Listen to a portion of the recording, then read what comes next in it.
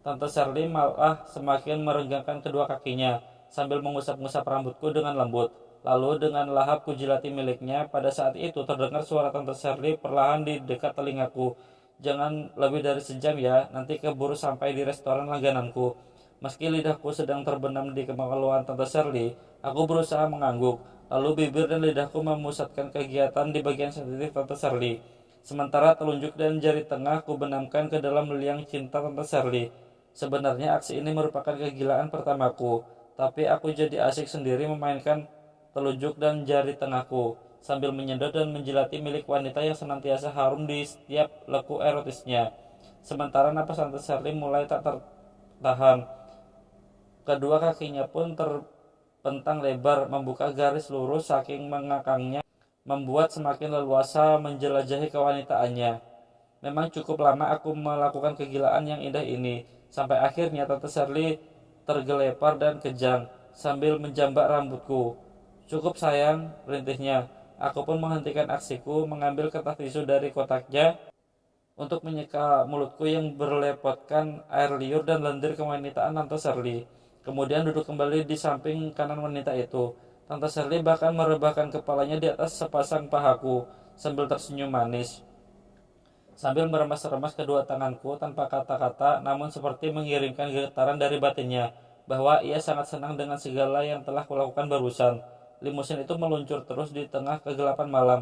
Ternyata restoran itu cukup jauh letaknya, sehingga membutuhkan waktu lebih dari sejam untuk mencapainya. Setibanya di restoran itu, Tante Shirley mengajakku duduk di lantai 2. Sopir tua itu pun ikut masuk ke dalam restoran, tapi ia tidak berani mengikuti kami ke lantai 2. Suasana di lantai 2 memang hening, karena hanya ada aku dan Tante Shirley di sini. Di lantai 2 itulah Tante Shirley mulai membuka latar belakang kehidupannya, bahwa dia sudah 12 tahun menikah dengan seorang pengusaha sukses, tapi laki itu tak pernah sukses menghamilinya. Setelah diperiksa oleh dokter, ternyata suami Tante Shirley itu yang bermasalah, sementara Tante Shirley sendiri normal-normal saja. Setelah bertahun-tahun mereka berumah tangga, akhirnya lelaki itu menyerahkan pada keadaan dirinya yang bermasalah. Ia mengizinkan Tante Shirley mencari laki-laki yang mampu membuahi telurnya. Dengan kata lain, lelaki itu mengizinkan istrinya dihamili oleh laki-laki lain. Tapi laki-laki yang bisa menghamilinya itu harus sehat dan bisa menutupi rahasia. Di akhir penuturannya, Tante Shirley berkata, jadi semua yang kita lakukan ini atas izin dari suamiku yang sekarang sedang berada di luar negeri. Aku berusaha menanggapinya. Mudah-mudahan aku bisa menghamili Tante. Secara teori, usiaku belum tua-tua benar. Baru 38 tahun, kata Tante Shirley. Jadi seharusnya aku masih bisa hamil, asalkan spermamu normal. Dan ingat, ini rahasia kita berdua saja ya. Siap Tante, sautku, sampai kapanpun aku akan merahasiakannya. Tak lama kemudian, dua orang pelayan mengantarkan dan menghidangkan makanan di meja kami berdua. Kami pun mulai makan. Sepulangnya kembali ke villa, aku melanjutkan petualangan milikku yang belum juga kelar dalam ronde kedua itu. Untuk kedua kalinya milikku menyemprot lendir nikmat di dalam liang cinta Tante Shirley. Setelah bersih-bersih di kamar mandi, Tante Shirley mengajakku tidur bersama. Besok bangun sepagi mungkin ya. Aku akan membawamu ke sebuah rumah yang tidak jauh dari kantor perusahaanku. Rumah itu untuk tempat pertemuan kita selanjutnya. Kalau di villa ini jaraknya terlalu jauh dari kota, kata Tante Shirley menjelang tidur. Aku mengiyakannya saja. Ini pertama kalinya aku tidur bersama lelaki yang bukan suamiku, kata Tante Shirley lagi. Berarti kamu istimewa bagiku, Di. Terima kasih kalau Tante sudah menganggapku istimewa, sautku. Lalu kami tidur bersama dengan nyenyaknya. Esok paginya aku bangun sepagi mungkin, seperti yang diminta oleh Tante Shirley. Aku malah duluan bangun pada saat Tante Shirley masih tertidur. Lalu aku mandi sebersih mungkin. Ketika aku keluar dari kamar mandi, ternyata Tante Shirley pun sudah bangun. Ia tampak senang karena aku sudah duluan bangun seperti yang dipesannya tadi malam.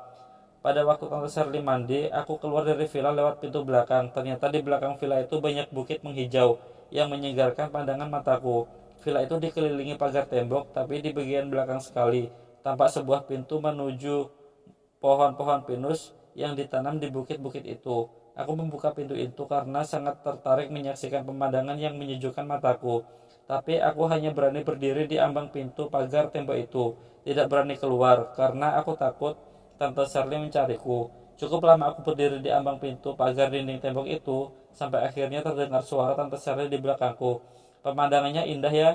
Aku menoleh dan menyautnya, "Iya tante, indah sekali. Bukit-bukit itu milikku semua. Tadinya mau dibangun pabrik, tapi setelah dipikir-pikir, sayang kalau pemandangan seindah ini dirusak oleh pembangunan pabrik.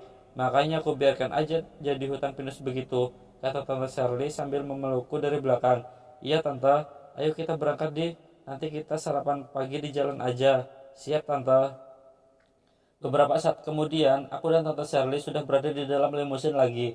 Di batas kota, limusin Tante Shirley berhenti di depan sebuah restoran untuk makan sarapan pagi. Setelah sarapan pagi, limusin Tante Shirley meluncur lagi menuju ke dalam kota. Setengah jam kemudian, mobil super mewah itu berhenti. Aku tak bisa melihat keluar karena sekelilingku ditutupi oleh tirai. "Sudah sampai," ucap Tante Shirley yang lalu turun setelah pintu di samping kirinya dibuka oleh sopir tua itu.